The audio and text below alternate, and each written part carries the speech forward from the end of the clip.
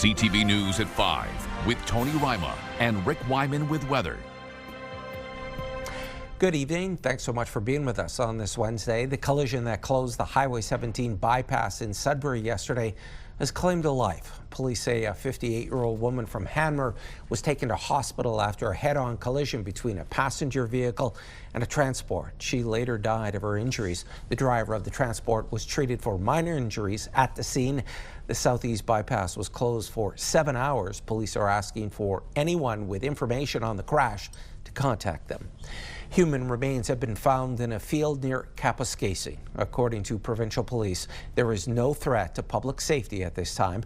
Preliminary information suggests it's an isolated incident. The Criminal Investigations Branch and forensics have been called in to take over the scene. All right, a lot of sunshine on this Wednesday, and the temperature feels more spring-like. For more details, let's bring in CTV's Rick Wyman. Rick. No complaints today about the weather from anyone. Even a coffee shop run led to a lot of positive vibes, Tony. I like that. Our systems map courtesy of CAA. Get your membership today at caa.ca. Here comes the system. A couple of days away from some light shower activity. And again, 30% chance of showers. Nothing serious until maybe past the weekend. So we'll get into that and a lot more. Still lots of sunshine and some nice temperatures too in and around Greater Sudbury and of course throughout the Northeast. We'll get into some of the details. Our 5-day forecast is coming up. Thanks for that, Rick. Timiskaming Cochrane NDP MPP John Vantoff's motion to modernize Highways 11 and 17 as a project of national significance passed in the Ontario legislature last night. For years, the NDP have pushed for safety improvements to what's been described as a crisis on these two northern roads. Premier Doug Ford has agreed to write a letter to the federal transport minister to fast-track progress on the two highways. Vantoff says safety, trade and mining projects all rely on a modernized and expanded corridor. It's not often that we all agree on something, and that we all agree that 1117 should be an issue of not only national significance, but I think provincial significance. We don't want this to be an excuse. We all have to work together, but we are going to continue to hold the government to account. Vantoff and the NDP took a northern road trip to speak with drivers to learn more about their concerns. Officials with the Cochrane District Services Board say a cultural shift is underway within its paramedic services. Abusive language and violence are no longer being accepted as part of frontline work. More now from CTV's Lydia Chubak. Since 2022, Cochrane District Paramedic Services has taken steps to ensure abuse and violence are not tolerated among its frontline workers, including the addition of signage in ambulances. There's been issues of threats, different threats of violence and verbal abuse towards paramedics. It's been ongoing for a long time. These behaviors are no longer being treated as an unavoidable part of the job. Renault says it's important paramedics refuse to accept them from patients, their family members, or bystanders. We need to increase the number of reports that we're getting. We're getting some support from our staff. We're trying to show them that we are here to support them, but we also need to have more issues reported. It is not normal to have somebody spit at you or to try to cause you harm. Recently, 2 individuals were charged following complaints brought forward by paramedic services staff. There's been a few more serious cases in the last few weeks where the police felt that a charge needed to be applied. I won't speak specifically to the incident. I expect that a lot of this is from the few that are criminal or act in criminal behavior, and we'll address those on a case-by-case basis with the intention of preventing it from happening and ensuring the safety of paramedics and any of the service providers that we have in the community. Donnell encourages all healthcare providers to report abusive or violent behaviors they've experienced while on the job. And he has also been working with various sectors in the community to raise awareness. We're not noticing any significant increases in it. We're hoping that the reporting comes in so we have a better understanding. Is this increasing year over year? Is it decreasing, or are we keeping a handle on it? Renault says additional training on how to de-escalate potentially dangerous situations will be offered to paramedics this fall. Lydia Chubak, CTV News, Timmins. Time for a quick break. Coming up on CTV News at 5. Rick has your full weather forecast. Right now, we're heading to Elliott Lake and the Fire Tower Lookout. This live webcam is courtesy of that city. It's 17 Celsius. We're back in a few minutes.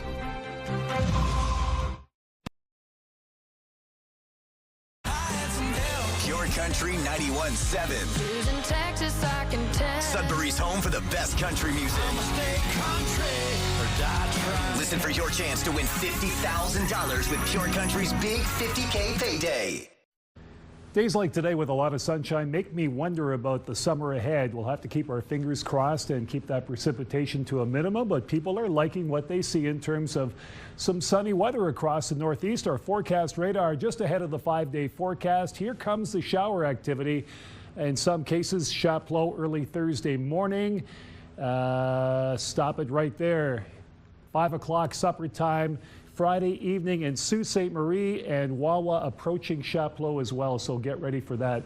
5-day numbers now. Sudbury Nickel Belt mainly sunny tomorrow at 11, 12 on Friday with the cloud cover. Saturday chance of showers at 30%, 11, 15 sun and cloud Sunday, and Monday sun and cloud as well, 16 degrees. Meanwhile, in Sault Ste. Marie, Algoma, a variation to the forecast we presented last night. Sun and cloud for tomorrow, 15. Chance of showers Friday at 9. Rain on Saturday at 10. That's a pretty good bet. 13 Sunday, sun and cloud, and 13 Monday, also with the sun and cloud. Timmins Cochrane Campus Casing, chance of showers tomorrow at 30%, a high of 6. Going all the way up to 12 on Friday, sun and cloud, chance of showers Saturday also at 12. 15 Sunday, sun and cloud, and Monday, sun and cloud, up a degree to 16. Meanwhile, Temiskaming Shores, Kirkland Lake, chance of showers for tomorrow at 6. 13 Friday, sun and cloud. Chance of showers Saturday at 30%, 13 as well. 15 your high to enjoy Sunday, some sun and cloud, and 16 to start off the week once again. Sun in cloud, and Temiskaming Shores, Kirkland Lake, you've got some sunny breaks coming up. North Bay, West Nipissing, mainly sunny tomorrow. 10 degrees your expected high, dropping down to 0 overnight. 13 Friday, some sun and cloud. Chance of showers on Saturday. 13 degrees your high. 15 on Sunday, some sun and cloud. And 17, I like that for North Bay, West Nipissing. 17 sun and cloud come Monday. So, Tony, a little bit of some shower activity, but some warmer temperatures. You asked me earlier, is it going to start to warm up? As you can plainly see, 13, 15, 17 by the end of the week in North Bay. So yes, a definitive yes, it is starting to get warmer. Back to you on the desk. Thanks for that, Rick. North Bay's first auxiliary police officers were sworn in today, launching a new era in community policing. CTV's Eric Tashner reports. Being a police officer is in the blood for Liam Brooks. He is one of 5 new recruits joining North Bay's first Police Auxiliary Officer Unit. His older brother and parents are officers in Barrie. Growing up, I've watched them the whole time, and just like knowing what they do and how they make a difference. Liam will complete his Police Foundations course at Canadore College this spring. Policing is obviously a difficult career, but a very rewarding career. And so both my wife and I are extremely proud of our son and that he's chosen this career path. By starting in this new unit, one day he hopes to patrol the streets of North Bay. I'm excited for mostly the ride programs and being involved in the big community events. North Bay Police launched its new auxiliary member program last November with a key focus on fostering positive community connections and enhancing safety. Work began in summer 2024 when Chief Daryl Longworth pitched the idea to City Council. In an emergency, in a crisis, for a community event where we've got an additional 10, 15, 20 bodies on the road to assist us in what we do at very little cost to the taxpayers because they're volunteers. In the coming years, Longworth, the former auxiliary officer himself, envisions a ranked unit of 20 volunteers who help when called upon. It's also a stepping stone for people who want a career in law enforcement. enforcement. I see myself applying for special constable next, and then eventually, hopefully, getting on as a sworn officer. Auxiliary members support a variety of activities, including traffic and crowd control at parades and community events, assist with ride programs in emergency situations, as well as support public safety outreach initiatives. I really don't think the community sees a difference between an auxiliary officer, a police officer, a special constable. They see the uniform. So my caution to them was wear it with pride, wear it with humility. For these recruits, they see it as the first step on the path to the police badge. It makes a difference to me. Eric Tashner, CTV News, North Bay. Laurentian University in Sudbury celebrated Earth Day by retelling the stories of the past. CTV's Madison Merrier has more. A message surrounding Earth Day at Laurentian is hope. Hope for a better future while acknowledging the lessons of the past. If we focus on working together like we did in Sudbury, big problems like climate change can be tackled, because we were the biggest problem in terms of sulfur, and now we're a clean city. Examples Gunn uses includes Jane Goodall's work in Sudbury. I think it's a really hopeful story. Jane Goodall's carried that story of releasing the trout into what was once a terribly toxic environment, and that a industrial city had cleaned that up and allowed her to reintroduce the first fish, or one of the first fish. And that became a message of hope. Another example is the return of the peregrine falcon, whose population dropped drastically after the insecticide DDT came into use.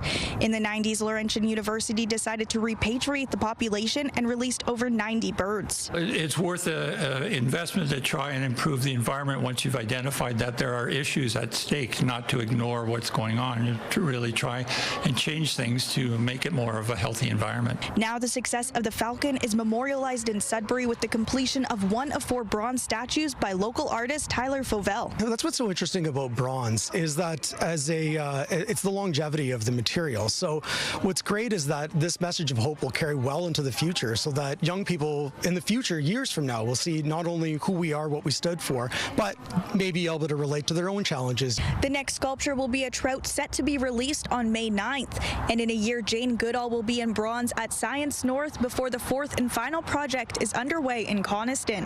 Madison Merrier, CTV News, Sudbury.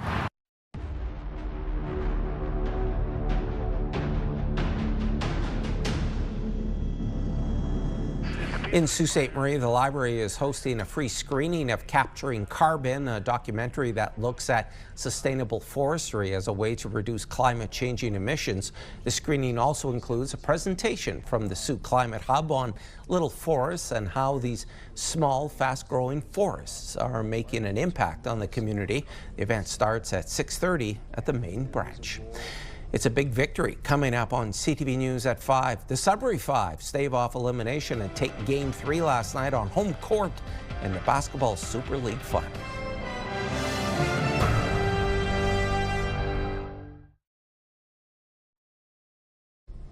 A Sudbury firefighter is celebrating her first Boston Marathon. She's one of several people from Canada to run the race, and she says the Sudbury Rocks race definitely had a big part in her journey. CTV's Lindsay Alick has her story. Alyssa Bertuzzi is coming off the high of running the Boston Marathon on Monday. It's insane. It was crazy about it. There's people from over 137 countries there. So just the fact that the whole world can come together for this one race, it's unbelievable. Bertuzzi started running cross country in elementary school, but it wasn't until after university that she decided to try out the Sudbury Rocks half marathon. I've done it every year pretty much since then. And I was at the point where I was like, I got to do something a little bit more. So I was like, okay, maybe a marathon is the next step. I saw the Toronto one. It was in May of last year, and I decided to just kind of go for it. Though Bertuzzi didn't qualify for Boston through Sudbury Rocks, it is a qualifier course. The Sudbury Rocks race has multiple distances, including the 5K, 10K, half marathon, and the marathon distance, which is a Boston Marathon qualifying course. Participants come from all over Northern Ontario and beyond for that chance to race the qualifying time required to apply to get into the Boston Marathon. The annual event will once again take over the streets in Sudbury on May 24th, with organizers expecting over 2,000 participants and 300 volunteers, all in support of HSN Foundation's Cancer Care Fund. I am signed up for the half marathon, as I knew I had a marathon a month before, so I didn't think doing the marathon was the greatest idea for coming up. So that's the only plans I have so far, but of course, after doing one major, you kind of want to do another. So we'll see in the future. Bertuzzi completed the 130th Boston Marathon with a time of 3 hours and 5 minutes, 8 seconds. Lindsay Alick, CTV News, Sudbury. The Sudbury Five had a tough task ahead of them last night in the Best of 5 Basketball Super League final. And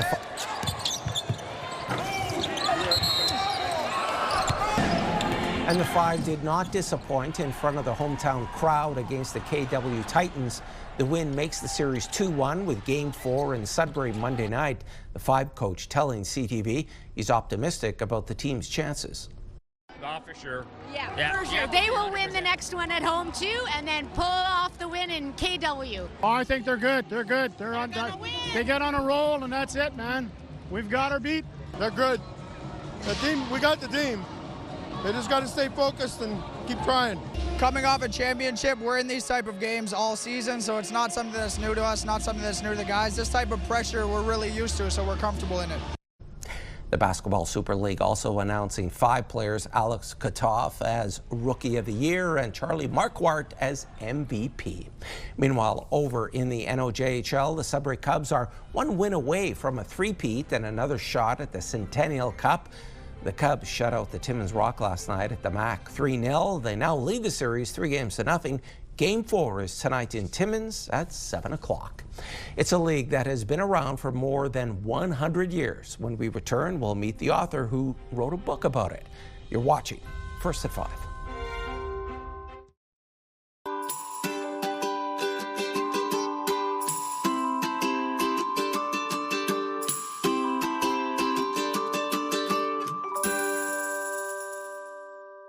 It has a rich history, and after more than 100 years, someone has written a book about the Sudbury Regional Competitive Soccer League. And to talk more about the book, let's bring in author Cody Cacchiotti. So nice to see you again, sir. Thanks for having me.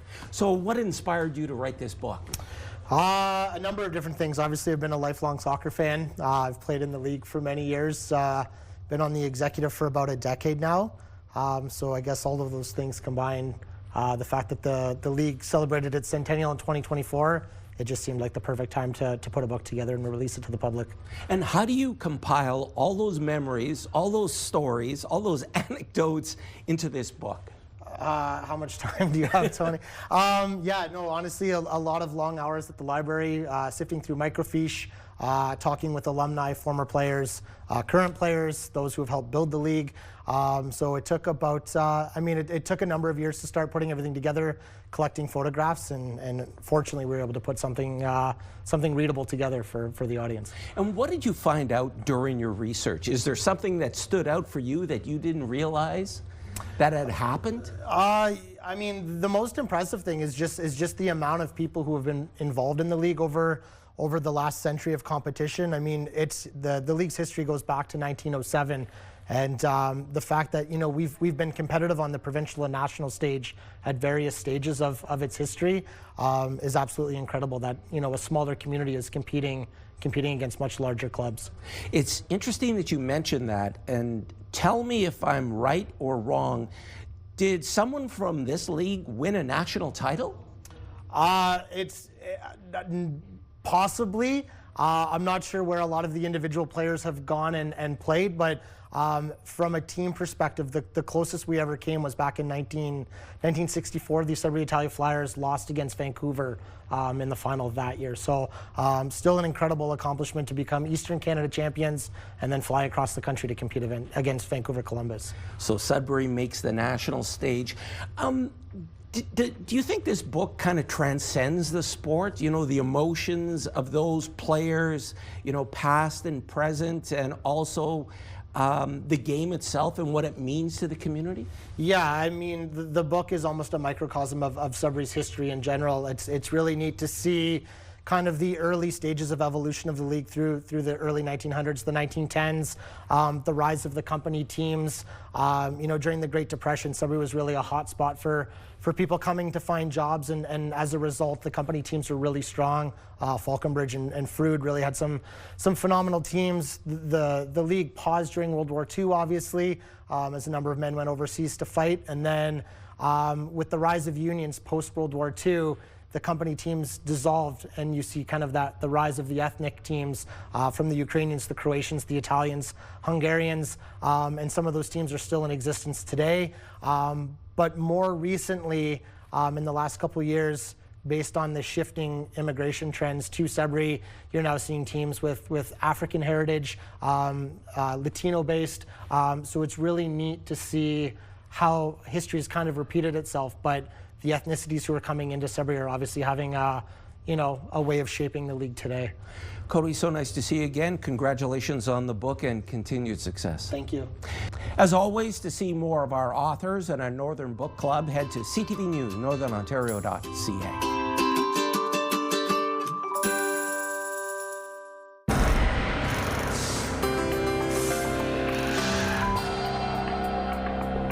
Our first community close-up comes to us from the greater Sudbury community of Capriol. Linda Durkash sent us a couple of photographs. She says her pretty little crocuses finally dug themselves out of the snow. Thanks so much for the pictures, Linda. Now to the greater Sudbury community of Lively and Fielding Park. Ted Gunn snapped this photograph of a great blue heron. Great shot there, Ted. We're off to the community of Spanish, right on Highway 17, east of Blind River. Karen Stanlake took this picture of purple finches. Look at those beautiful birds. Thanks, Karen. And if you have any pictures, videos, or events you'd like us to showcase, you can email them to us at communitycloseup@bellmedia.ca. Finally, it was a special moment yesterday for North Bay's Sikh community. April is Sikh Heritage Month in the city, and there was a flag raising at City Hall's Leger Square. Mayor Peter Chirico was on hand as Sikh culture, traditions, and contributions were celebrated. According to Canada's 2021 census, roughly 100 of the community's 52,000 residents are of Sikh heritage. And there's more news from the North coming up at 6. For now, continue watching as we hand things over to CTV National News.